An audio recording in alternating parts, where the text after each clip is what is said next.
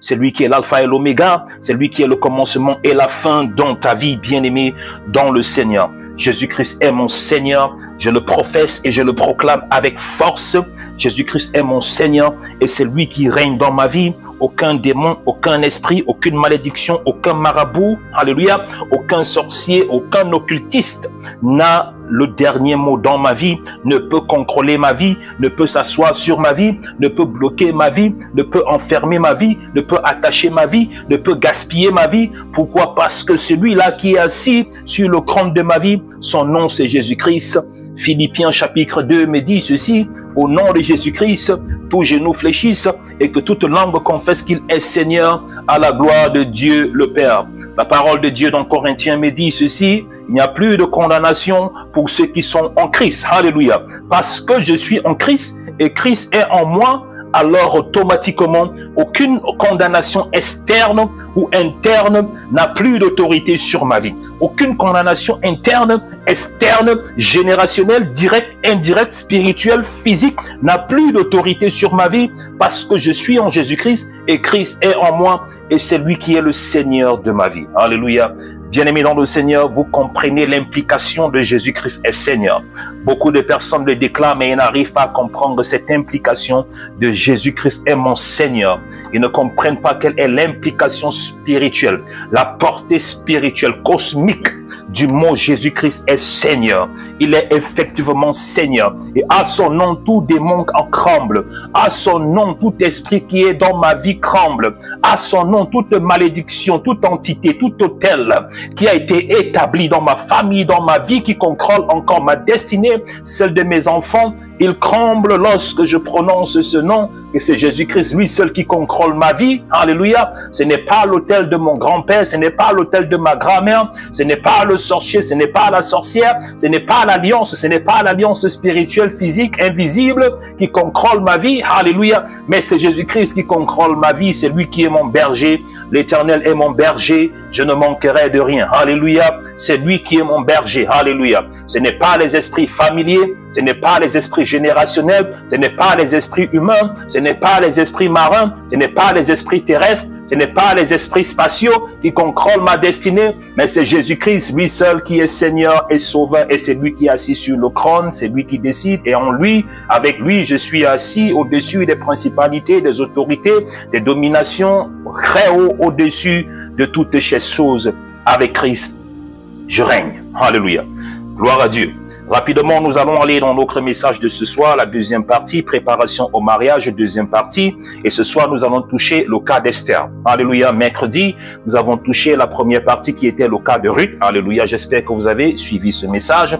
J'espère que vous avez réécouté ce message, particulièrement à toutes mes jeunes sœurs. Alléluia. À toutes les jeunes sœurs qui sont ici sur cette plateforme. Nous sommes dans une série d'enseignements intitulée Préparation au mariage, alléluia, qui a deux volets. Le premier volet, nous allons toucher le volet des femmes et le deuxième volet, ce sera le volet des hommes, alléluia. À toutes mes sœurs qui sont en train de m'écouter, alléluia, écoutez bien ce message, ne le prenez pas personnellement. Quand je dis personnellement, ne prenez pas ce que je prêche, ce que je dis personnellement, mais tout ce que je suis en train de dire, c'est tout simplement pour vous enseigner, pour vous aider, alléluia. C'est très important et j'aimerais aussi dire à tous mes frères qui sont contents, qui sont en train de se réjouir, alléluia, lorsqu'on lance les cailloux sur nos sœurs, que leur tour aussi arrive, alléluia. Chacun aura son tour chez le coiffeur. Mais j'ai commencé avec les sœurs le message qui s'adresse principalement aux sœurs en Christ, alléluia. Pourquoi? Parce que cette série de messages vient avec un seul rôle, nous édifier, nous fortifier, nous apprendre, alléluia, à comprendre ce que l'on appelle le mariage selon Dieu, préparation, être préparé, être prêt. Pourquoi? Je l'ai dit la dernière fois, j'ai dit ceci, selon le plan de Dieu, le mariage ne doit pas être un sujet de prière, alléluia. Pourquoi? Parce que selon le plan de Dieu, le mariage de Dieu est un acquis pour tout enfant de Dieu. Écoutez-moi très bien. Pour tout enfant de Dieu, pour toute personne qui est en Christ, le mariage est un acquis. Alléluia. Mais il y a beaucoup de choses qu'il faut comprendre dans le mariage. Le plus important pour moi, ce n'est pas de toucher le mariage en lui-même. Alléluia. Mais c'est beaucoup plus de rester sur le thème précis qui est la préparation au mariage. J'ai dit ceci. Le mariage pour un enfant de Dieu est un acquis. Le problème aussi, ce n'est pas seulement de trouver un partenaire, ce n'est pas seulement de se marier, mais le plus difficile, c'est de pouvoir avoir un mariage réussi. Le plus difficile, c'est de pouvoir être dans un mariage qui est selon la volonté de Dieu. C'est pour cette raison que de nos jours, nous voyons des mariages défaillants à toutes les dimensions, à tous les niveaux. Les gens se marient, mais ils vivent un mariage défaillant. Alléluia. Dans lequel ils sont mariés, mais ils n'arrivent pas à jouir de ce que l'on appelle la bénédiction du mariage, tout simplement parce qu'il n'y a pas eu de préparation. Alléluia. C'est comme des sportifs, des footballeurs. Avant d'aller sur le champ, avant d'aller sur le terrain, ils doivent s'entraîner. Alléluia. Ils doivent s'entraîner avant d'entrer sur le terrain. Et beaucoup d'enfants de Dieu et beaucoup de personnes en général entrent, alléluia, dans ce champ, dans cette course qu'on appelle le mariage, sans au préalablement être préparé. Ils pensent que le mariage, c'est tout simplement rencontrer un homme, rencontrer une femme, dit qu'on s'aime, se mettre ensemble et tout. Le mariage, c'est ce qu'on appelle le... Non, c'est pas ça le mariage, bien-aimé dans le Seigneur. Le mariage va au-delà de tout simplement voir quelqu'un qui t'aime, tu dis que je t'aime, il dit que je t'aime, et vous vous mettez ensemble, vous partez vous marier et vous pensez que c'est le mariage. Non, ça, ce n'est pas le mariage. Écoutez-moi très bien, bien-aimé dans le Seigneur. Pourquoi? Parce que le mariage demande une préparation spirituelle. C'est très important. Pourquoi? Parce que le mariage, il est spirituel.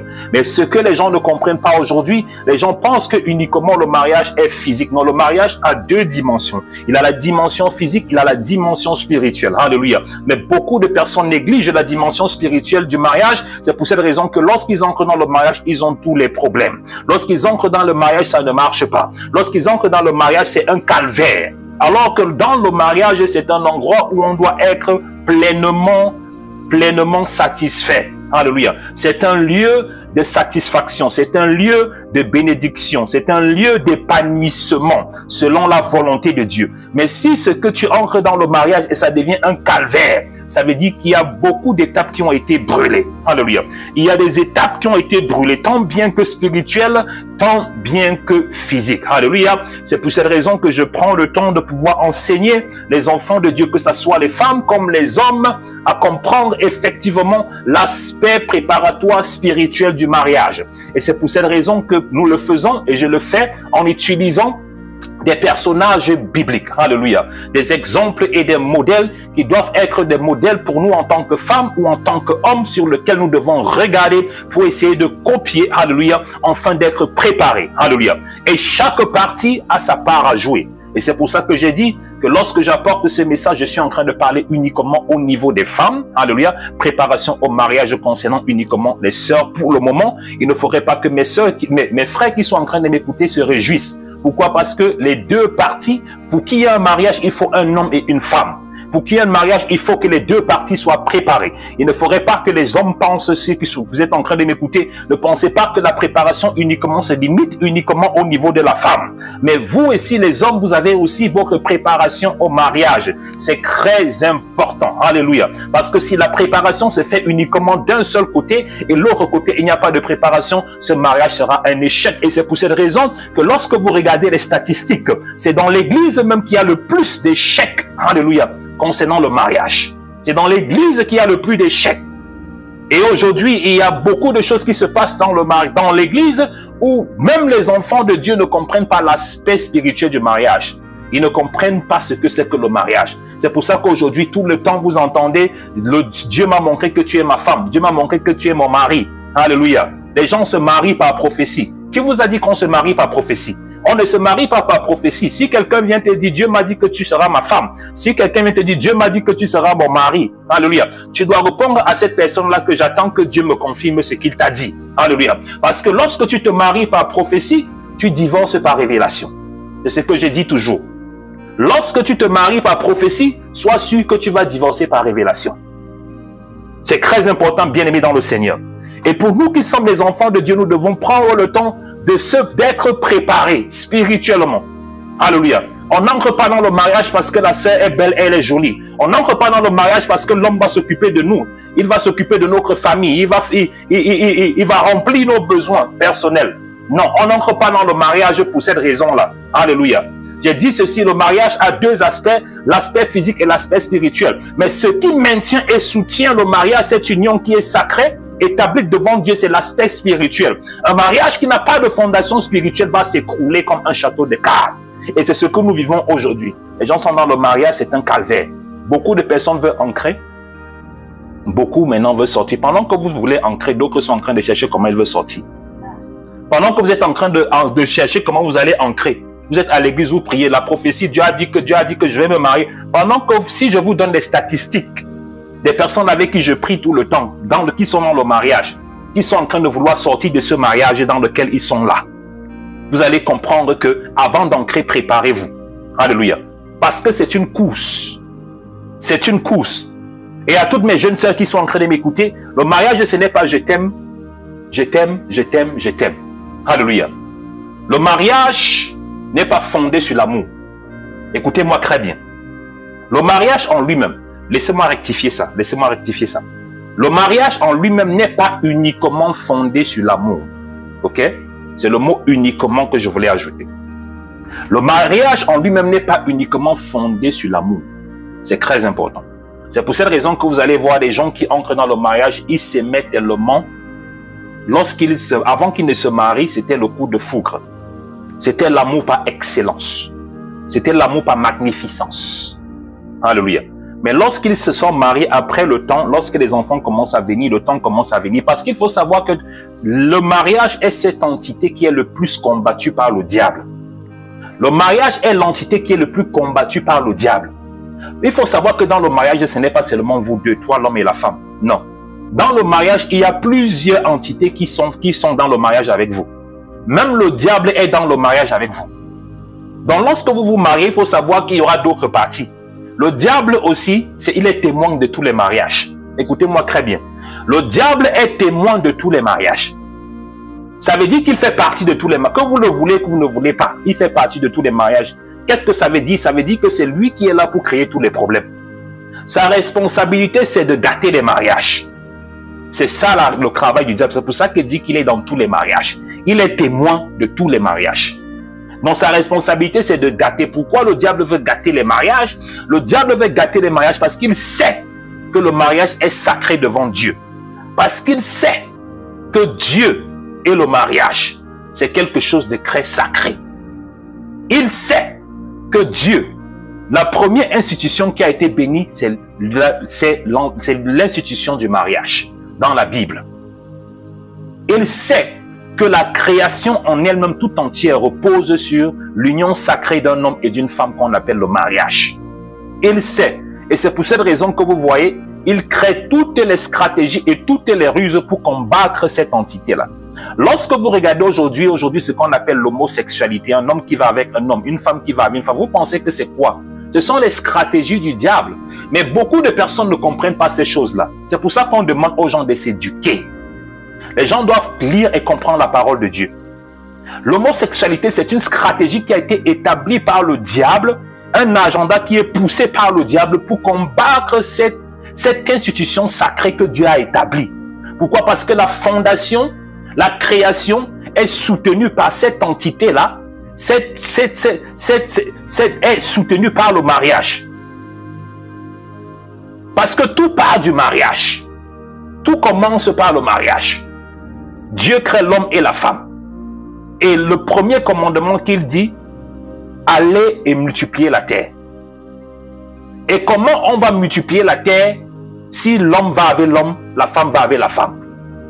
Comment on va multiplier la terre? Comment allons-nous établir le plan initial de Dieu, de la création? Si ce que l'homme commence à partir avec l'homme, la femme commence à partir avec la femme. Donc, ce système diabolique-là a été installé par le diable pour combattre dès la base le plan initial de Dieu pour l'humanité, qui est l'union sacrée entre un homme et une femme. C'est théologique, ce sont des choses qui sont simples. Ce sont des choses que lorsque vous commencez à comprendre, vous expliquez aux gens, ils vont comprendre. Toutes ces choses, la bestialité, l'homosexualité, ce sont des stratégies d'infiltration du diable dans l'humanité. Et le but principal de cela, le diable n'a rien à faire avec ça, ce n'est pas son problème. Mais son but, il a un but parce qu'il faut comprendre que le but et le plan principal du diable, dès le commencement, c'est de s'opposer c'est de s'opposer au plan de Dieu. C'est tout. Tout ce que le diable fait, c'est de s'opposer au plan de Dieu. Donc, lorsque vous voyez quelque chose si vous êtes quelque part, vous voyez quelque chose qui est mauvais, vous allez savoir que ce qui est mauvais est toujours opposé à ce que Dieu demande. Toujours. C'est toujours opposé à ce que Dieu demande. Et tout ce qui est opposé à ce que Dieu demande, derrière cela, il y a le diable. Directement ou indirectement. Et beaucoup de personnes se laissent emmagouiller par ces choses-là. Ils ne comprennent pas ces choses-là. Il y a beaucoup de choses que vous devez comprendre. Il y a tellement de choses que j'ai envie de dire par rapport à ça. Je peux parler de ça jusqu'à demain matin pendant 3-4 jours. Mais on ne va pas finir. Mais on doit rester sur le sujet bien précis. Il y a tellement de choses que le diable utilise. Vous devez comprendre. Lorsqu'on parle de sexualité, il faut comprendre que la sexualité est sacrée devant Dieu. Et tout ce qui se passe aujourd'hui là, qui vient tout simplement pour ternir cette sexualité qui est sacrée devant Dieu, ce sont des plans et les ruses du diable.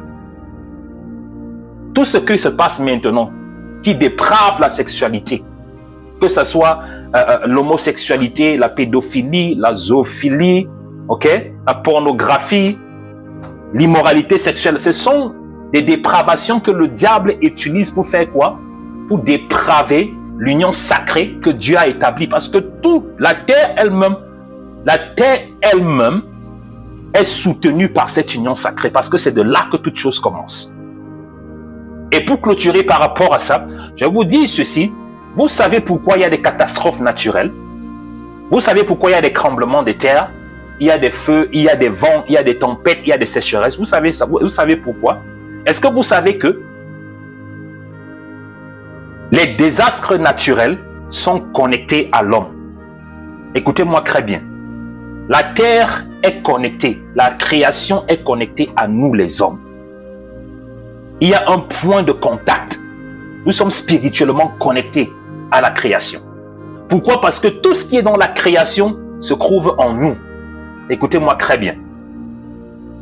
Tout ce qui est dans la création, tout ce qui est les éléments fondamentaux de la création se trouvent dans l'homme. Nous sommes connectés à la création, d'une manière ou d'une autre. C'est très important. Donc c'est pour cette raison que lorsque les hommes commencent à pécher, ils commencent à faire quoi? Ils commencent à dérouter, à désaxer, à désorienter la création. Écoutez-moi très bien. La création commence à réagir. La terre en elle-même commence à réagir.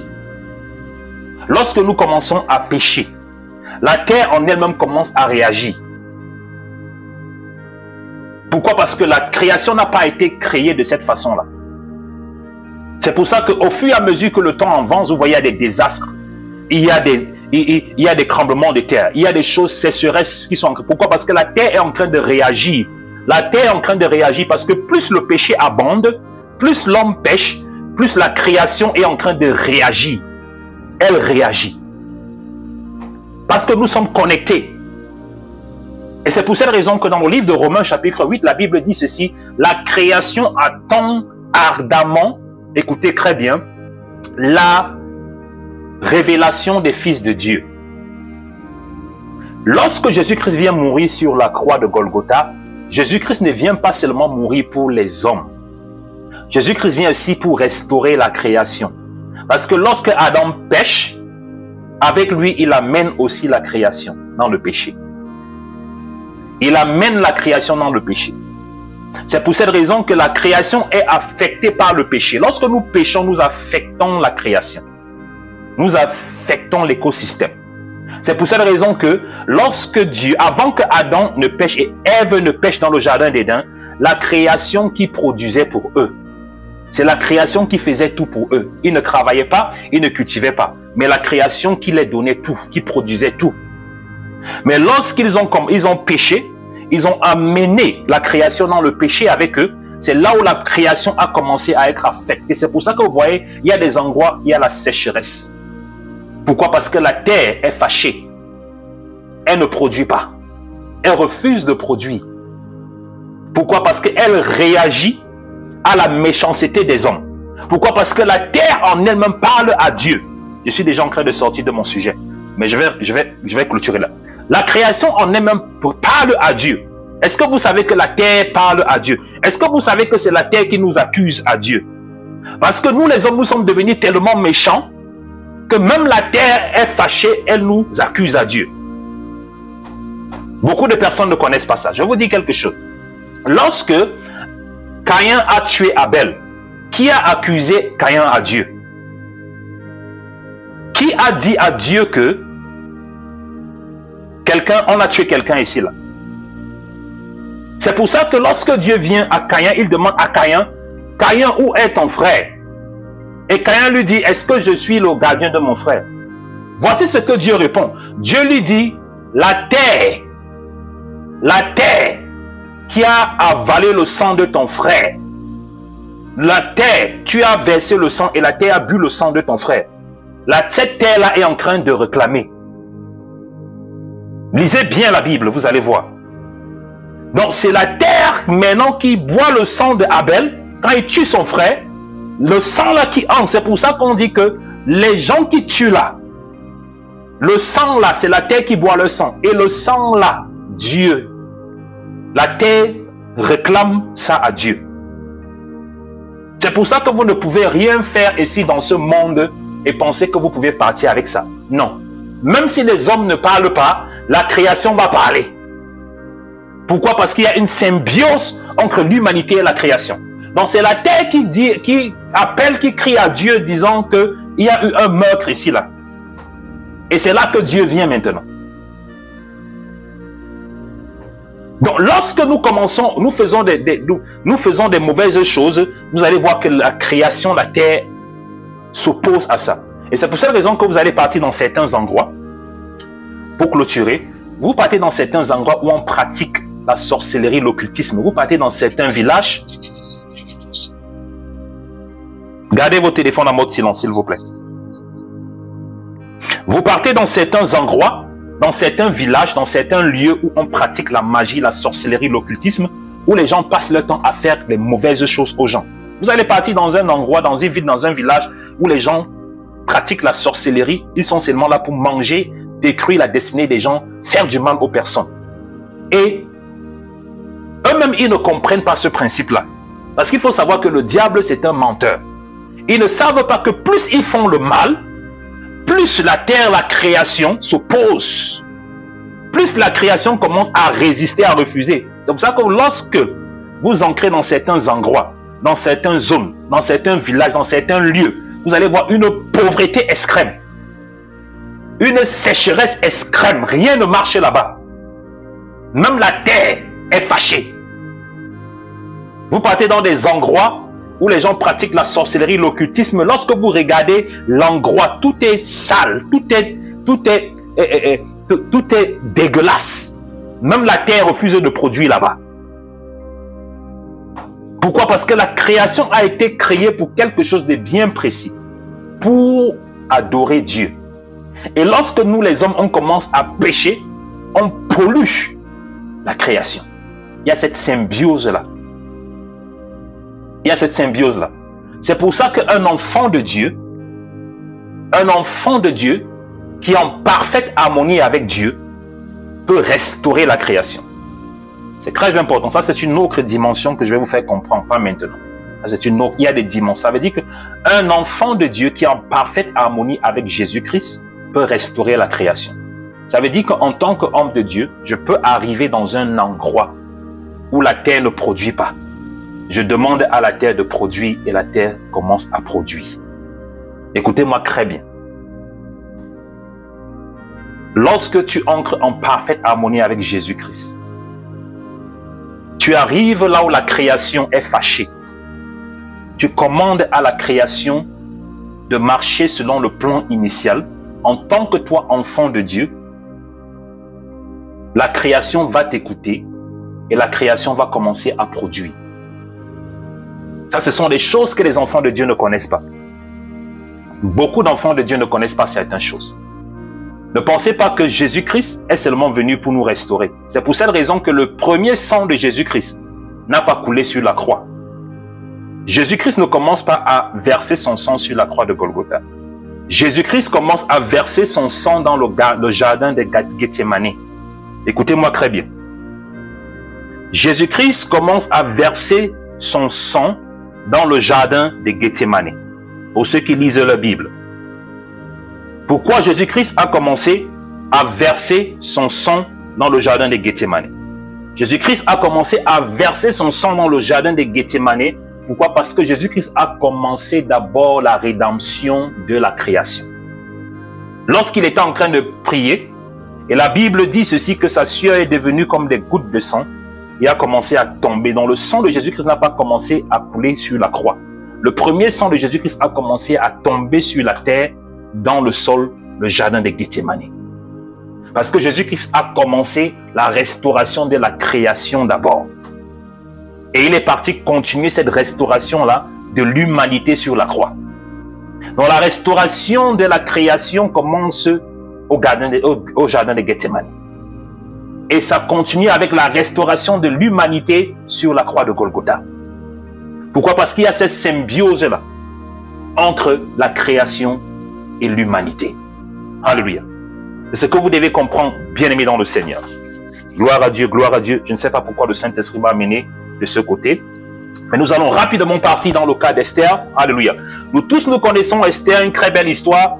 La plupart du temps, lorsque les enfants de Dieu me contactent, ils disent je vais faire le jeûne d'Esther. Le jeûne, tout ce qu'on connaît pour Esther, nous tous les enfants de Dieu, tout ce que nous connaissons concernant Esther, la reine Esther, Queen Esther, c'est ces 3 jours de jeûne. C'est tout ce que les enfants de Dieu connaissent concernant Esther. Mais les autres choses qui concernent Esther, ils ne connaissent pas. Ils vont seulement dire tout ce qu'on nous apprend, on nous a appris à l'église. Tout ce que le jeûne d'Esther, le jeûne d'Esther, le jeûne d'Esther, comme si la vie d'Esther se limitait seulement au jeûne. Alors que la raison pour laquelle Esther a fait ces 3 jours de jeûne n'est pas enseignée. La raison qui a poussé à Esther d'ancrer dans ces 3 jours de jeûne, on ne met pas l'accent sur ça. Mais on fait comprendre seulement aux enfants de Dieu que si tu veux la faveur, si tu veux la grâce, va faire le 3 jours de jeûne. Ce qui est bien, le jeûne d'Esther, c'est un jeûne très puissant. Ok? Pourquoi? Parce qu'il a une sensibilité spirituelle. Ok? Il a une fréquence dans le cosmos. C'est très important. C'est pour ça qu'il y a dans la parole de Dieu, c'est pour ça que le jeûne d'Esther fait partie de l'un des meilleurs jeûnes. Ok? Mais j'aimerais parler d'Esther. Aujourd'hui, j'aimerais toucher Esther sous une autre dimension, qui est la dimension d'une femme de valeur. Parce qu'aujourd'hui, j'aimerais parler à mes jeunes sœurs et essayer de les présenter ces exemples-là, ces modèles, alléluia, des femmes de valeur, afin que vous puissiez copier et apprendre de ces femmes de valeur qui ont marqué, non pas seulement la Bible, mais qui ont aussi marqué leur génération. Et nous voulons être des modèles de ceux-là qui réussissent. Nous ne voulons pas être des modèles de ceux-là qui n'ont pas réussi. Je ne veux pas être je ne veux pas qu'un influenceur, une influenceuse soit mon modèle. Je ne veux pas. Parce que qu'est-ce qu'ils vont m'apporter? Je ne veux pas qu'un musicien, un artiste, un acteur soit mon modèle. Qu'est-ce qu'il va m'apporter? Il ne va rien m'apporter. Pour moi, je veux un modèle par excellence qui a été approuvé par Dieu. L'influenceur, l'influenceuse n'a pas été approuvé par Dieu. Comment je vais aller prendre quelqu'un que Dieu n'a pas approuvé pour être mon modèle? C'est pour cette raison que nous devons nous rassurer que ces personnes-là que nous regardons comme étant des modèles ont le cachet de Dieu sur leur vie. Ok? Mercredi, j'ai parlé de Ruth. Aujourd'hui, je parle d'Esther. Rapidement, on va toucher les points importants de la vie d'Esther que j'aimerais que chacun de nous, plus particulièrement mes sœurs qui sont en train de m'écouter, qui font partie de ce ministère, prêtez attention à ces différents points. Alléluia, il faut noter, il faut écrire ces différents points. Mais je vais rapidement faire une introduction sur Esther. Queen Esther, la reine Esther. Ok? C'est une figure emblématique de la Bible qui incarne la bravoure et la foi inébranlable. Dans le contexte périlleux de l'Empire perse, elle est orpheline, elle est devenue reine par un concours de circonstances providentielles. Nous tous, nous le connaissons, pour ceux qui lisent la Bible. Elle se retrouve au cœur d'un complot visant à exterminer son peuple, le peuple juif, exterminer son histoire. Ancrée dans le livre d'Esther, la parole de Dieu au travers d'Esther nous montre comment la conviction, la prière et le courage peuvent influencer le cours de l'histoire. Ok?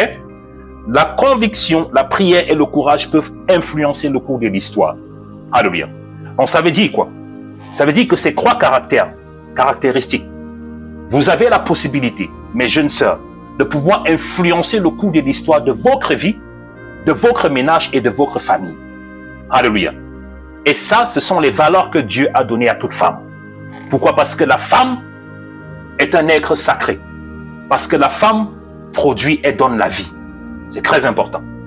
La femme en elle-même, dans l'essence, est un être sacré. Et il y a des valeurs que vous avez en vous, que vous devez cultiver, pour pouvoir apporter non pas seulement la vie sur le plan naturel, mais apporter aussi la vie sur le plan spirituel. La femme, de la même façon qu'elle peut concevoir, peut donner naissance à un enfant, la femme en elle-même aussi a cette capacité de pouvoir apporter la vie aussi sur le plan spirituel. Est-ce que vous savez, mes jeunes sœurs, ou même ceux-là qui sont déjà mariés, qui sont en train de m'écouter, est-ce que vous savez que c'est vous qui apportez la vie dans votre mariage? C'est la femme qui apporte la vie dans le mariage. C'est très important. Nous, les hommes, nous n'apportons pas la vie dans le mariage. Pour qu'un mariage reste en vie, il faudrait que la femme puisse apporter la vie à ce mariage-là. De la même façon que la femme donne la vie, naturellement, qu'on soit. De la même façon aussi, la femme a la capacité de pouvoir donner aussi la vie spirituelle. Si vous voyez un mariage qui meurt, ça veut dire que la femme a échoué à un certain niveau. Écoutez-moi très bien. Si vous voyez un mariage qui meurt, vous devez comprendre que la femme a échoué à un certain niveau. Je dis bien à un certain niveau. Pourquoi? Parce que la plupart du temps, les responsabilités sont souvent partagées. Allons rapidement. Quels sont les caractères d'Esther que le livre d'Esther nous apprend et que Dieu veut bien que nous, les enfants de Dieu, les filles de Dieu, nous puissions copier? Le premier caractère d'Esther que Dieu veut que toi, ma sœur, tu copies, c'est être une femme de courage. C'est très important. L'une des principales caractéristiques d'Esther est son courage exceptionnel. Et lorsqu'on regarde dans la Bible, on voit que Esther avait un courage exceptionnel. Alléluia. Et tu dois développer ce caractère, être courageuse dans toutes les situations qui sont dans ton ménage, que tu vas rencontrer ou que tu rencontres. Tu dois faire preuve de courage. Tu ne dois pas abandonner. Tu dois garder la tête haute comme Esther. Quelles que soient les difficultés, quel que soit le problème, il y aura toujours... C'est ça que je disais ceci, le mariage n'est pas uniquement soutenu par l'amour. Parce que dans le mariage, lorsque vous entrez, au début, c'est bien. C'est pour ça que le jour du mariage, tout le monde est content, on danse, on boit, on invite tout le monde, on est sur les réseaux sociaux, c'est la fête. Tout le monde est content. Mais lorsque le jour de la fête l'a fini, lorsque vous entrez dans le mariage maintenant, il y a d'autres réalités. C'est d'autres réalités. Pour ceux qui sont mariés, ils savent de quoi je parle. Mais pour ceux qui ne sont pas encore mariés, ils ne comprennent pas encore ça. Mais ceux qui sont mariés là, ils savent de quoi je parle. Les réalités qui sont dans le mariage là, ce n'est pas ce que vous voyez le jour que vous partez à l'église, vous partez à la mairie, vous invitez tout le monde, on danse, on boit, on se jure allégeance jusqu'à la vie, on boit le whisky, le champagne, on est content. Tout le monde est content. Ça, c'est autre chose. Mais maintenant, lorsque vous êtes dedans, les réalités sont complètement différentes. Et c'est ça que je suis en train de dire. Il y a certaines valeurs que les sœurs, les femmes doivent avoir. C'est très important. Il y a des valeurs que vous devez cultiver et développer. Et la première valeur dont j'ai parlé, c'est être une femme courageuse. Face à la persécution, face aux problèmes, vous devez rester courageuse, ne pas baisser les bras, ne jamais abandonner. La deuxième valeur est être une femme intelligente. Toute femme qui doit se marier doit prier que Dieu te donne l'intelligence. Parce qu'aujourd'hui, quand je parle avec mes soeurs ou avec mes filles, je ne veux pas ancrer là-bas. Parce que si je commence à parler là, si je commence à dire des choses là, je ne vais pas finir. Vous devez demander à Dieu qu'il vous donne la sagesse. C'est très important. Une femme qui n'a pas de sagesse, c'est pour ça que le proverbe dit que la femme sage est celle qui bâtit. La femme sage est celle qui bâtit. Donc ça veut dire que c'est la femme qui a la capacité, comme je disais au début, que c'est la femme qui a la capacité de donner la vie spirituelle au mariage. La Bible dit aussi que la femme, c'est celle-là qui bâtit son ménage. Donc lorsque tu es une jeune fille, tu vas entrer dans le mariage, ne pense pas que c'est ton mari qui va bâtir le mariage. C'est toi qui as cette responsabilité-là. Si tu penses que tu entres dans le mariage seulement parce qu'il va s'occuper de toi, il va payer tes habits, il va payer tes chaussures, il va te faire voyager, ta notion du mariage, c'est ça. Ça veut dire que calme-toi d'abord. Rentre à l'école. Rentre à l'école, va te préparer. Une femme intelligente. L'intelligence, pourquoi? Repartons dans le cas d'Esther. Outre son courage, Esther était également une femme extrêmement intelligente. Elle sait utiliser sa beauté et son charme de manière stratégique pour influencer le roi et le convaincre à prendre des décisions favorables à sa cause. C'est très important. Dans le mariage, vous devez faire preuve de sagesse et d'intelligence. Ce n'est pas tous les problèmes qui se résolvent avec la force.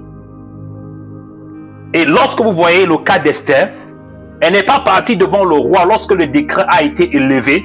Elle a dit au roi que c'est moi ta femme. Aujourd'hui, là, tu dois changer. Si tu ne changes pas, je ne vais pas dormir avec toi aujourd'hui. Si tu ne changes pas, moi je sors de ce mariage. Et c'est ça qui manque à beaucoup de nos sœurs. Que ce soit dans le mariage, que ce soit hors de mariage. Si c'est le comportement que vous avez, vous pensez que vous allez résoudre tous les problèmes dans le mariage avec la force, avec la bouche. Vous criez tous les jours. Ce n'est pas tous les problèmes qu'on résout avec la bouche. Écoutez-moi très bien. Vous devez apprendre cela. La parole de Dieu dit ceci, qu'une parole douce calme une tempête. Une parole douce calme une tempête. Quelqu'un peut venir, un homme peut venir, il est tellement en colère, il aboie comme un chien. Il crie comme un lion.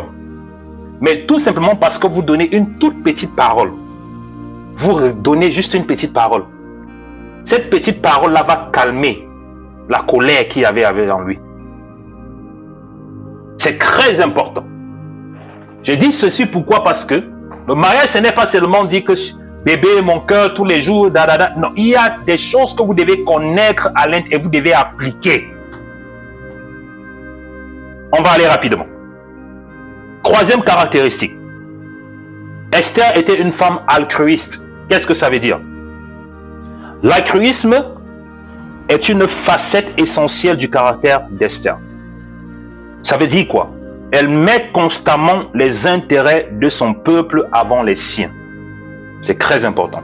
Malgré son statut privilégié à la cour du roi, Esther ne se laisse pas aveugler par les privilèges et les avantages qui lui sont offerts. Dans le mariage, à toutes mes jeunes sœurs, ceux qui sont déjà mariés, vous devez développer ce caractère d'altruisme. Parce que Dieu vous regarde. Ne pensez pas seulement en vous, ne pensez pas seulement ce que vous allez gagner. Ne pensez pas seulement à vos intérêts. Lorsque vous entrez dans un mariage, la première chose qui devient votre priorité, c'est votre mariage. C'est votre famille. Je ne sais pas comment les mariages se passent là-bas en Afrique. Je ne sais pas comment l'interprétation des mariages, parce que la plupart du temps, lorsque je parle avec les gens qui sont là-bas en Afrique, leur mariage, je ne sais pas comment ils définissent leur mariage. Qu'est-ce que je veux dire par là? Ça veut dire que vous allez voir un mariage que ce n'est même plus l'homme et la femme qui sont mariés, ce sont les familles. Ça veut dire que les familles... Pour les hommes, j'arrive chez vous les hommes. Les hommes, j'arrive de votre côté. Ne vous pressez pas, je vais vous toucher. Lorsque je suis en train de dire ceci, que on ne sait pas qui est marié, ça veut dire que toi, l'homme, tu épouses la femme. C'est ta famille qui a épousé la femme. Ça veut dire que c'est ta famille qui vient dans la maison commander. Toi-même, tu n'es plus le mari. C'est ta famille qui devient le mari de ta femme. Même chose ici pour les femmes. L'homme t'épouse, c'est comme si l'homme a épousé toute ta famille. Il a épousé ta mère, il a épousé ton père, il a épousé tes soeurs, il doit s'occuper de tout le monde. C'est ça qu'on appelle altruisme. Ça veut dire que la priorité dans un mariage selon Dieu. C'est pour ça que la parole de Dieu a dit, l'homme quittera son père et sa mère, s'attachera à une femme. Il n'a pas dit s'attachera à sa famille. Donc toi, l'homme, tu quittes ton père et ta mère. Lorsqu'on dit quitter, ça ne veut pas dire que tu dois abandonner ta famille. Mais lorsqu'on dit quitter, ça veut dire que dans le mariage, c'est toi et ta femme. C'est toi qui as épousé cette femme-là. Ce n'est pas ta famille qui a épousé cette femme-là. C'est toi la femme qui a épousé cet homme-là. Ce n'est pas ta famille qui a épousé cet homme-là. Ce sont des choses qu'il faut comprendre. C'est très important. Parce que chez nous, en Afrique, on dit toujours la plupart du temps que si tu as épousé un homme, tu as épousé sa famille. C'est écrit où dans la Bible? Respecte ta belle famille, honore-les, mais ce n'est pas eux qui t'ont épousé. C'est ça qu'on appelle altruisme. Que ce soit pour les hommes, que ce soit pour les femmes. Ok? C'est très important. Allons rapidement.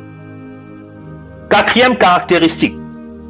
Esther était une femme déterminée. Une femme déterminée. Toute femme qui aspire à faire un mariage parfait doit être déterminée. C'est quoi la détermination? La détermination est une qualité qui définit Esther tout au long de son parcours. Malgré les obstacles, les difficultés qui se greffent sur son chemin, Esther ne renonce jamais à sa mission de sauver son peuple. Elle reste fidèle à ses convictions et fait preuve d'une persévérance incroyable. La détermination, c'est la clé du mariage. J'ai dit que quoi? La détermination, c'est la clé. Parce qu'il y a beaucoup de personnes avec qui je parle, beaucoup de sœurs avec qui je parle, qui sont dans leur mariage, qui ont des problèmes. Vous devez être déterminés. C'est pour ça qu'on dit pour le meilleur et puis le pire. Mais la détermination, le plus important, j'aimerais ajouter la détermination dans la confiance en Dieu. Vous devez faire confiance en Dieu du début à la fin. Vous devez être déterminé. Vous ne devez pas vous décourager. Face aux obstacles, vous devez continuer à soutenir, maintenir ce mariage-là devant Dieu, dans la prière, dans le jeûne. C'est très important. Vous devez complètement et totalement faire confiance à Dieu. Vous devez faire quoi? Complètement, totalement faire confiance à Dieu. La détermination. Être une femme de prière. Parce que Esther aussi, c'était une femme de prière. Jeûnez pour votre mariage. Jeûnez pour votre mari. Jeûnez pour votre maison. Jeûnez pour votre famille. Ne soyez pas seulement dans le mariage pour demander qu'on vous paye les chaussures, on vous paye les sacs, on vous s'occupe de vous. Mais vous êtes la personne, la femme est celle qui apporte la vie dans son mariage. La femme est celle qui apporte la vie dans son ménage. Si tu entres dans ton ménage et tu ne pries pas, sois sûr que le mariage ne va aller nulle part. Si tu es une femme, parce que tu apportes la vie dans ton ménage avec la prière, c'est la vie, tu apportes la vie spirituelle lorsque tu te lèves et tu pries pour ton mari, tu pries pour ton ménage. Parce que c'est toi qui bâtis ce ménage-là. Bien vrai, on va dire que c'est l'homme qui sort, qui part travailler. L'homme bâtit le mariage physiquement, matériellement. Mais la femme bâtit le mariage spirituellement. Et j'ai dit que le mariage a deux volets, le volet spirituel et le volet naturel. Donc, si le volet spirituel là n'est pas là dedans, le mariage va s'écrouler. Et c'est pour cette raison qu'aujourd'hui, on a des mariages qui s'écroulent. Pourquoi? Parce que il y a un aspect qui a été soit ignoré. Et toute jeune fille, toute femme, vous devez être des femmes de prière. C'est très important. Donc lorsqu'on vous dit priez, priez, priez, soyez des femmes de prière. Il faut prier. Ne pensez pas que la prière là c'est seulement pour que vous cherchez. Vous priez seulement parce que vous voulez le mariage. La Bible dit ceci, priez sans cesse. La Bible nous appelle, donc ça veut dire que ça devient quoi? Ça devient une partie de votre vie. Parce que c'est ça qui va apporter la vie. Vous ne priez pas, la mort va entrer. La mort spirituelle va entrer dans le mariage. Vous ne priez pas, la mort spirituelle va entrer dans votre famille, dans votre maison. Donc c'est que vous devez comprendre. Donc lorsque vous êtes dans le Seigneur, vous venez dans le Seigneur, vous avez cette responsabilité-là. Parce que ça va au-delà de seulement ce que vous venez demander à Dieu. Donc vous voyez cette implication-là. Parce que vous avez cette responsabilité-là sur vos épaules. Vous avez cette responsabilité-là sur vous. Ok. La dernière caractéristique d'Esther, c'était une femme compatissante. Ok. Esther, c'était une femme compatissante. En plus de toutes les autres qualités, Esther était également une femme extrêmement compatissante. Elle ressentait profondément la souffrance des autres. Et elle prêtait l'oreille à soulager les douleurs des autres. C'est très important. Vous devez apprendre à être compatissant. Parce qu'aujourd'hui, quand tu parles avec les jeunes filles, elles sont tellement méchantes, elles sont tellement aigries, elles sont tellement, le cœur est endurci. Vous devez apprendre à être compatissant. Demandez à Dieu dans vos prières. C'est très important. Et tous les caractères d'Esther qui ont été donnés aujourd'hui, vous qui êtes en train de m'écouter, nous sommes encore dans nos 3 jours de jeûne et de prière. Aujourd'hui, c'est le 2e jour et nous entrons déjà dans le 3e jour qui est le dernier jour. demandez à Dieu de vous donner ces caractéristiques-là. C'est que le Saint-Esprit vous donne ces caractéristiques-là. Que le Saint-Esprit vous aide à avoir cette caractéristique-là. C'est très important. Parce que de vous-même, ça sera difficile. Et lorsque le Saint-Esprit, vous allez demander au Saint-Esprit, Saint-Esprit, donne-moi ces caractéristiques-là. Je vais être une femme de valeur. Je vais être cette personne-là qui apporte la vie dans mon ménage. Pour celles qui ne sont pas encore mariées ou pour celles qui vont se marier, vous devez demander au Saint-Esprit de vous donner ces valeurs-là. Parce que c'est ça, de votre côté, qui va faire en sorte que votre mariage soit une plateforme d'épanouissement. Soit un mariage béni et non un mariage de bagarre tous les jours. C'est les problèmes tous les jours. Vous pleurez plus dans le mariage que plus que vous ne riez. Alors que le mariage doit être un lieu, une plateforme de joie, d'épanouissement. C'est pour cette raison que Dieu a créé cette union sacrée. Mais si le mariage se transforme, ça devient un champ de bataille. C'est la bagarre, c'est la guerre, c'est les rancunes. Si ça tourne à ce niveau-là, ça veut dire qu'il y a un problème quelque part. Il y a un problème quelque part. Et les responsabilités sont partagées. C'est pour ça que j'ai voulu commencer cette série d'enseignements sur la préparation au mariage par mes sœurs. Et je vais terminer aussi par mes frères. OK? Pour qu'ils comprennent aussi, parce que les responsabilités sont partagées.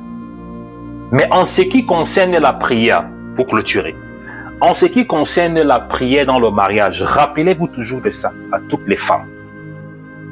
C'est vous qui donnez la vie spirituelle dans le mariage. C'est pour ça que la Bible insiste que c'est la femme qui bâtit le mariage. Écoutez-moi très bien. La Bible dit cela. Ce n'est pas moi qui le dis. C'est la femme qui bâtit le mariage. Si un mariage, une maison n'est pas bâtie, ça veut dire que la femme a failli quelque part. Si un mariage n'est pas bâti, la femme a failli quelque part. C'est très important. Il y aura des oppositions, il y aura des combats, il y aura des difficultés. Mais lorsque vous commencez en tant que femme à appliquer les caractères d'Esther, vous allez vous rendre compte que Dieu va intervenir en votre faveur. Parce que je vois beaucoup de personnes qui appellent « Oh, mon mari a fait ceci, il a fait ceci. Oh, c'est comme ça, les pleurent tous les jours. » Les problèmes de mariage. Mais il n'y a rien que Dieu ne puisse pas changer. Et le cas bien précis de Esther, lorsque le décret a été élevé par le roi Xerxès pour détruire la nation juive, ça représente aussi les difficultés qu'il y a dans ton ménage. Tu vas m'appeler pour dire que ton mari est dehors, il cherche une femme, il est déjà dans une autre relation, il est en train de t'abandonner, les problèmes est constant, il ne rationne plus, il veut te... C'est la même situation, c'est un cas extrême. Le cas d'Esther était un cas extrême. Ça veut dire qu'il y aura des difficultés toujours dans le mariage. Mais qu'est-ce qu'elle a fait? Qu'est-ce que Esther a fait? Elle a répondu comment à ce problème-là? Cette situation extrême, périlleuse qui s'est présentée devant elle. Elle s'est retranchée vers Dieu. Elle s'est retranchée vers où? Vers Dieu. Au travers de quoi? De la prière et du jeûne. Donc, ça veut dire que dans le ménage, quel que soit le problème qu'il y a, du moment que toi, femme, tu te retranches dans la prière et dans le jeûne, Dieu va intervenir en ta faveur. Ça, c'est un fait. Je ne discute avec personne. Ça, c'est un fait. Il n'y a aucun médicament qu'une femme va faire dehors qui va tourner la tête de ton mari et tu te retranches dans la prière et dans le jeûne comme Esther qui pourra résister. Il n'y a aucun envoûtement, aucun médicament, que ce soit dans la famille, la belle famille, que ce soit n'importe où, parce que les hommes ici, nous on connaît marcher souvent. On part ancrer souvent dans des endroits pour sortir, ça nous dépasse. Il n'y a aucun médicament, aucun envoûtement qui puisse être fait. Parce que pourquoi? Parce que lorsque tu es déjà marié, légalement devant Dieu, vous êtes reconnu. Ça veut dire que chaque prière que tu élèves, écoutez-moi très bien pour clôturer. Lorsque toi, tu es légalement marié, je ne parle pas des vies on reste ensemble, parce que quand je parle de mariage ici, je ne suis pas en train de parler des vies on reste ensemble. Si vous êtes légalement marié devant Dieu, ça veut dire que vous êtes reconnu devant Dieu. Parce que si tu n'es pas légalement marié devant Dieu, soit le mariage coutumier, soit le mariage à l'état civil, soit le mariage religieux.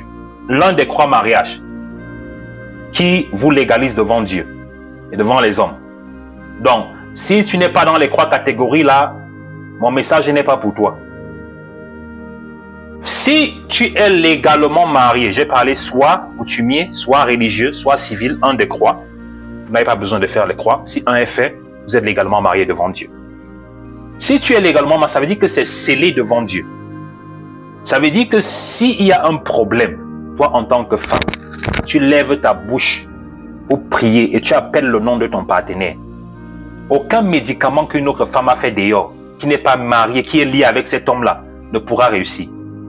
Ça, c'est un secret que je vous dis. Toi qui es légalement marié, c'est toi qui es reconnu devant Dieu pour cet homme-là. Ce n'est pas sa maîtresse, ce n'est pas les entrées et sorties qui voient des... Non.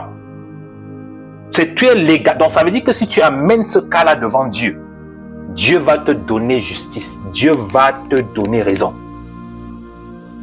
Quel que soit le problème, Dieu va te donner raison.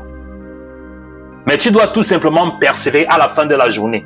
Tu n'as pas besoin d'aller discuter, tu n'as pas besoin d'aller bagarrer. Comme je vois souvent certaines femmes mariées, lorsqu'on a dit que voilà la maîtresse de ton mari là-bas, voilà, elle se lève, elle attache le pain, elle part bagarrer. Le combat, il n'est pas physique, il est spirituel. Parce que toi, tu as un avantage que la femme de dehors n'a pas. L'avantage que tu as, c'est que toi, tu es reconnu devant Dieu. Elle n'est pas reconnue devant Dieu. Même si elle fait les médicaments, elle n'est pas ancrée dans les choses, elle fait les choses, c'est toi qui es reconnu devant Dieu. Elle n'est pas reconnue devant Dieu. Donc, le jour que tu vas prendre ton mari, tu l'amènes devant Dieu, dans la prière, dans le jeûne. Sois sûr que Dieu va t'écouter. Sois sûr que Dieu va t'écouter. Et c'est à ce niveau que beaucoup de femmes échouent. Parce qu'on n'a pas de femmes de prière dans les ménages. Ou les jeunes filles qui veulent se marier aujourd'hui, elles pensent que le mariage, c'est se faire belle. Entrer chercher un homme qui a l'argent, il va te payer les voitures, les chaussures. Il va s'occuper de ta famille. On pense que c'est ça le mariage. Les familles, on pense que le mariage, c'est une prise en charge. Qui vous a dit que le mariage, c'est une prise en charge? C'est toi que j'ai épousé, je n'ai pas épousé ta famille. Je ne suis pas responsable de ta famille.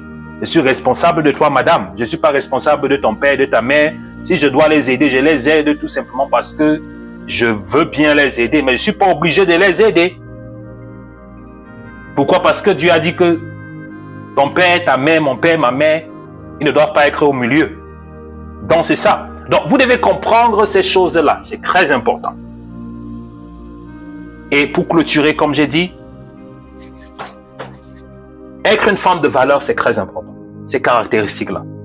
Et c'est pour cette raison que j'aimerais encourager toutes mes sœurs qui m'écoutent, qui sont dans ce ministère, de réécouter ces enseignements-là. Écoutez-les profondément, notez, prenez cela et dans vos prières, vos sujets de prière, demandez au Saint-Esprit de vous aider à cultiver ces caractères en vous. Demandez au Saint-Esprit, Saint-Esprit, aide-moi à être une femme de valeur. Saint-Esprit, aide-moi à être comme Esther. Saint-Esprit, aide-moi à être comme Ruth, afin que je puisse être une bâtisseuse et non une destructeuse. Alléluia. Que je puisse être une bâtisseuse. Alléluia. Et certainement, le Dieu qui est assis sur son trône, d'éternité en éternité, qui ne ment jamais, il le fera pour vous, précisément pour vous, toutes les enfants et toutes les filles de Schéma. Le Dieu de gloire le fera certainement pour vous. Il le fera. Alléluia. Et c'est pour cette raison que toutes mes filles, toutes les femmes qui sont dans ce ministère Schéma, lorsque vous allez entrer dans le mariage, vous allez être des femmes de valeur. Vous allez être des femmes qui apportent le changement. Vous allez être des femmes courageuses. Vous allez être des femmes intelligentes. Vous allez être des femmes altruistes. Vous allez être des femmes déterminées et vous allez être des femmes compatissantes. Alléluia. Parce que vous êtes là où on enseigne la vérité. Vous êtes là où on enseigne la vérité. On vous dit ce qui est vrai. Ici dans ce ministère, je vous enseigne la vérité. Je ne vais pas vous dire les choses pour vous faire plaisir. Vous allez partir, on vous dit, Dieu me dit que voilà ton mari. Je prophétise que tu te maries par prophétie, tu vas divorcer par révélation. Parce que le tout n'est pas seulement de dire que Dieu m'a dit que c'est mon mari là-bas. Tu pars que tu n'es pas préparé, tu ne connais rien sur le mariage. Tu penses que c'est Dieu qui va aller là-bas dans le mariage avec toi. On a dit que la prophétie, maman, oh, qui est mon mari? C'est bien, oui. Va entrer dans le mariage. C'est Dieu qui va venir préparer là-bas pour toi. C'est Dieu qui va venir là-bas s'occuper de ton mari. Non, Dieu fait sa part, on fait notre part. Parce que lorsque tu es là-bas dedans avec ton mari, moi je suis ici dedans avec ma femme, Dieu n'est pas dedans. Il faut comprendre ça. Dieu vient quand je l'appelle. Mais quand je ne l'appelle pas, il ne vient pas. Donc ça veut dire que c'est nous qui devons gérer nos humeurs, nos incompréhensions et consorts. Donc on appelle Dieu souvent qu'il vient intervenir. Mais à la fin de la journée, c'est elle, c'est moi. Et c'est nous qui devons résoudre ces problèmes-là. Donc c'est ça le mariage. Donc ça veut dire que si l'autre partie n'a pas été préparée, c'est là où il y aura les problèmes tous les jours, les bagarres tous les jours, les insultes tous les jours, les sautes d'humeur tous les jours. L'homme part au travail, il ne veut même pas rentrer à la maison. Parce qu'il sait que quand il va rentrer, c'est les abois. Même le chien est mieux que toi. Le chien est mieux que toi. Aboyement, aboyer ici, aboyer, crier, ici, crier là-bas. Donc il y a des choses que nous devons comprendre. Il y a des choses que nous devons comprendre. Bien-aimés dans le Seigneur. Gloire à Dieu. Ok, prenez rapidement vos bouteilles d'eau, je vais bénir. Alléluia. Nous entrons dans notre troisième jour de jeûne et de prière. Pour ceux-là qui ne jeûnent pas, qui ne prient pas, qui ne jeûnent pas, on dit ici tous les jours, venez en jeûne, vous ne voulez pas jeûner, vous croyez qu'on fait des amusements ici là. Vous croyez que, et vous regardez votre vie, vos vies vous regardent. Vous regardez vos vies vous regardent. Rien n'avance, rien ne rentre en arrière. Et vous pensez que ce sont les amusements. Prenez les choses de Dieu au sérieux, vous vous amusez. Rien n'avance, rien ne rentre. Chacun pour soi, Dieu le pousse. Donc, nous entrons dans notre troisième, nous sommes déjà dans notre troisième jour de jeûne et de prière pour ceux qui sont du côté de l'Afrique, de l'Europe, on sort. Et pour ceux qui sont ici de ce côté de l'Amérique, nous ne sommes pas encore entrés dans notre troisième jour de jeûne et de prière. Et comme j'ai dit, j'aimerais encourager tous ceux qui font partie de ce ministère, de cette assemblée, alléluia, à ne pas oublier d'envoyer vos offrandes. C'est très important. Beaucoup le font déjà. N'oubliez pas à envoyer vos offrandes. Pourquoi? Parce que pendant ces 3 jours de jeûne et de prière, le ciel est ouvert. Okay? C'est très important. J'aime toujours insister par rapport à ça. Parce que même pour s'aimer, il y a des saisons pour s'aimer. C'est pour ça même que lorsque vous regardez la nature nous apprend des choses. Ce n'est pas en toute saison qu'on s'aime. Il y a des moments bien précis qu'il faut semer. Et même lorsque vous voulez apporter vos offrandes ou vos dîmes dans la présence de Dieu, il y a des moments bien précis, il faut le faire. Beaucoup parmi vous, vous êtes sur des sols rocailleux. C'est pour ça que tout ce que vous faites, ça ne produit pas. Pourquoi? Parce que la terre est sèche en bas de vos pieds. La terre ne produit pas. C'est tout simplement une représentation des difficultés que vous traversez. Vous essayez de faire des choses, ça ne marche pas. Vous entreprendre des choses, ça ne marche pas. Rien ne marche pour vous financièrement. Rien ne marche pour vous. Pourquoi? Parce que la terre sous vos pieds est sèche. Donc maintenant, lorsque vous jeûnez et vous priez pendant ces 3 jours que nous faisons tout le temps, ça ouvre ce qu'on appelle une atmosphère prophétique. Ça ouvre les écluses des cieux sur vos vies. Et lorsque le ciel est ouvert, ça veut dire qu'il pleut. Et c'est le moment où il faut semer. C'est très important parce que vous ne semez pas sur un terrain rocailleux, mais vous semez sur un terrain fertile. C'est ça, souvent la plupart du temps, que je vous dis ceci, pendant ces 3 jours de jeûne et de prière, c'est le moment opportun pour chacun d'entre vous d'apporter leurs offrandes. Okay? Je pense que la plupart des numéros sont partagés sur toutes les plateformes. Utilisez ces numéros en fonction des pays dans lesquels vous vous trouvez pour envoyer vos offrandes. Et que le Seigneur bénisse tous ceux qui ont déjà envoyé leurs offrandes. Que la grâce, la miséricorde, que les écluses des cieux soient toujours ouvertes sur vos vies, sur vos activités, dans vos maisons, que vous ne manquez de rien. Et que le Seigneur ouvre encore d'autres opportunités dans vos vies au nom puissant de Jésus-Christ de Nazareth. Et que le Dieu des schémas localise chacun d'entre vous selon vos besoins et selon vos priorités dans le nom puissant de Jésus-Christ de Nazareth. Ok, prenez vos bouteilles d'eau, je vais bénir l'eau maintenant. Seigneur Jésus-Christ, je prie maintenant, Éternel, que chaque bouteille d'eau qui est présentée devant toi, chaque récipient d'eau qui est présenté devant toi, Éternel des armées, je prie, Éternel des armées, que tu bénisses cette bouteille d'eau au nom puissant de Jésus-Christ de Nazareth. Seigneur, je prie que cette bouteille d'eau devienne le sang de Jésus-Christ, que cette bouteille d'eau devienne le feu du Saint-Esprit, qu'au contact de ces récipients d'eau, Seigneur, Que le Saint-Esprit apporte la libération, que le Saint-Esprit apporte la délivrance, que le Saint-Esprit apporte la sanctification, que le Saint-Esprit apporte la restauration dans la vie des enfants de Dieu au nom puissant de Jésus-Christ de Nazareth.